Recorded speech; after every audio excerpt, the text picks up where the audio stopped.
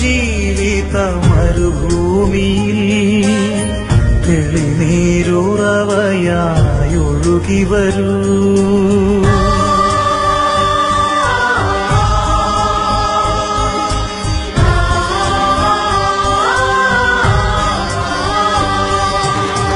തളരും ജീവിത മരുഭൂമിയിൽ തെളിനീരുറവയായി ഒഴുകി വരൂ.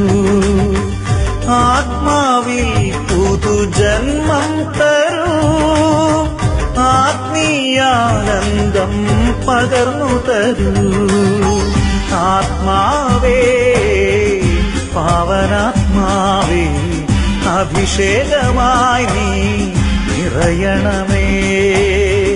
ആത്മാവേ, പാവനാത്മാവേ, അഭിഷേകമായി നീ നിറയണമേ. ഹല്ലേലൂയാ, ഹല്ലേലൂയാ, ഹല്ലേലൂയാ,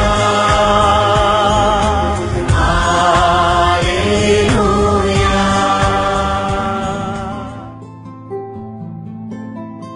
പന്തക്കുസ്ത തിരുനാൾ പഴയ നിയമകാലം മുതൽ തന്നെ അതിപുരാതന തിരുനാളുകളിൽ ഒന്നായിരുന്നു പന്തക്കുസ്ത തിരുനാൾ. ലേവ്യരുടെ പുസ്തകം 23-ാം അധ്യായം 15 മുതലുള്ള വചനങ്ങളിൽ നമുക്ക് കാണാൻ പറ്റും. ആഴ്ചകളുടെ തിരുനാൾ, ആദ്യഫലങ്ങളുടെ തിരുനാൾ എന്നൊക്കെയാണ് പന്തക്കുസ്ത തിരുനാൾ അറിയപ്പെട്ടിരുന്നത്. പെസഹ കഴിഞ്ഞ് 7-ാം സാബത്തിന്റെ പിറ്റേന്നാൾ, അതായത് 50 ദിവസങ്ങൾക്ക് ശേഷം, അതാണ് പന്തക്കുസ്ത തിരുനാൾ ആഘോഷിച്ചിരുന്നത്. നമുക്കറിയാം, ഈശോ ഉയർത്ത് എഴുന്നേറ്റ് സ്വർഗാരോഹണം ചെയ്തതിന്റെ 10-ാം നാൾ, 50 ദിവസങ്ങൾക്ക് ശേഷം, ഒരു പന്തക്കുസ്ത ദിനം, മാതാവും ശിഷ്യന്മാരും സിഹിയോൻ ഊട്ടുശാലയിൽ ഒരുമിച്ചിരുന്ന് പ്രാർത്ഥിക്കുമ്പോൾ അവരുടെ മേൽ പരിശുദ്ധാത്മാവിന്റെ അഭിഷേകം നിറഞ്ഞു. അതായിരുന്നു പുതിയ പന്തക്കുസ്ത അനുഭവം, അതായിരുന്നു പുതിയ പന്തക്കുസ്ത ദിനം.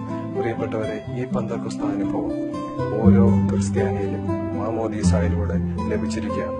പരിശുദ്ധാത്മാവിനെ, നമ്മുടെ ഉള്ളിൽ വസിക്കുന്ന ആത്മാവിനെ നമ്മുടെ ഓരോരുത്തരിലേക്കും ആവസിച്ചിരിക്കുകയാണ് പരിശുദ്ധാത്മാവ്.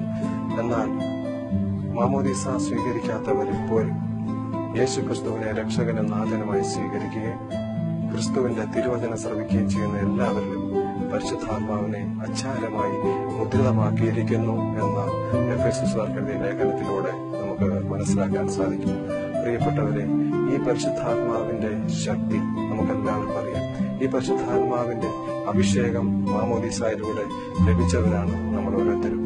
ഈശോ മരിച്ച് ഉയർത്ത് ഉത്ഥാനം ചെയ്ത ഈ വലിയ മഹാരഹസ്യത്തിന്റെ, ഈ ദൈവിക രക്ഷാകര പദ്ധതിയുടെ ഏറ്റവും വലിയ ഫലം എന്ന് പറയുന്നത് എല്ലാ മനുഷ്യരിലേക്കും പരിശുദ്ധാത്മാവിനെ ഈ പന്തക്കുസ്ത ദിനത്തിലൂടെ ലഭിച്ചു എന്നുള്ളതാണ്. നമുക്കറിയാം, ഈശോ നമുക്ക് വാഗ്ദാനം ചെയ്തു, എല്ലാവരുടെ മേലും ഞാൻ എന്റെ ആത്മാവിനെ വർഷിക്കും, എല്ലാവരുടെ മേലും പരിശുദ്ധാത്മാവിനെ വർഷിക്കുമെന്ന് വാഗ്ദാനം ചെയ്തവൻ പന്തക്കുസ്തയിലൂടെ ഈ ലോകത്തുള്ള സകലവരുടെ മേലും പരിശുദ്ധാത്മാവിനെ അഭിഷേകമായി നൽകിയിരിക്കുകയാണ്.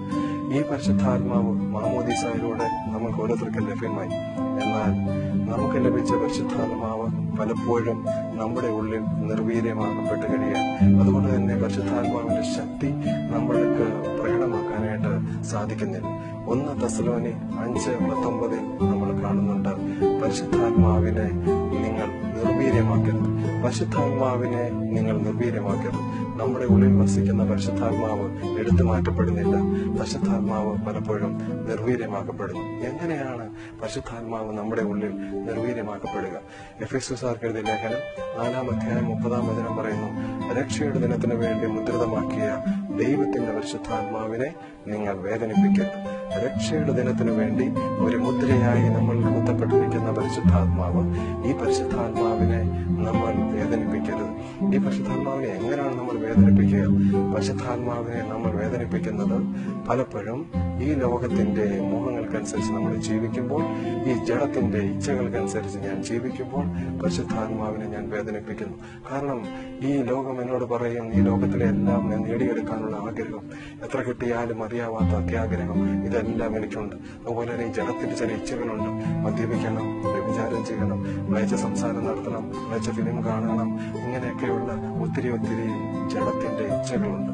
അപ്പം ഈ ഇച്ഛകളുടെയൊക്കെ നടുവിൽ പരിശുദ്ധാത്മാവ് നമ്മളോട് എപ്പോഴും സംസാരിച്ചു കൊണ്ടിരിക്കും.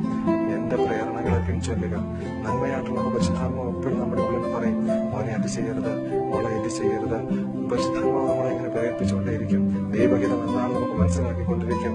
പക്ഷേ പലപ്പോഴും നമ്മുടെ ബുദ്ധി, നമ്മുടെ മനസ്സ് പലപ്പോഴും എന്താ പറയുക, അത് വേണ്ട, പരിശുദ്ധാത്മാവിനെ നമ്മൾ എതിർക്കുകയാണ്. പരിശുദ്ധാത്മാവിന്റെ പ്രേരണകളെ നമ്മൾ എതിർക്കുകയാണ്. അതുകൊണ്ട് തന്നെ തിരുവചനത്തിൽ നമ്മൾ കാണുന്നുണ്ട്. യേശയ്യായുടെ പുസ്തകം 63-ാം അധ്യായം 10-ാം വചനം ഇങ്ങനെ കാണും. യേശയ്യ 63:10. എന്നിട്ടും നിങ്ങൾ എന്നെ എതിർത്തു, ദൈവത്തിന്റെ പരിശുദ്ധാത്മാവിനെ നിങ്ങൾ വേദനിപ്പിച്ചു. എന്നിട്ടും നിങ്ങൾ എന്നെ എതിർത്തു, പരിശുദ്ധാത്മാവിനെ നിങ്ങൾ വേദനിപ്പിച്ചു.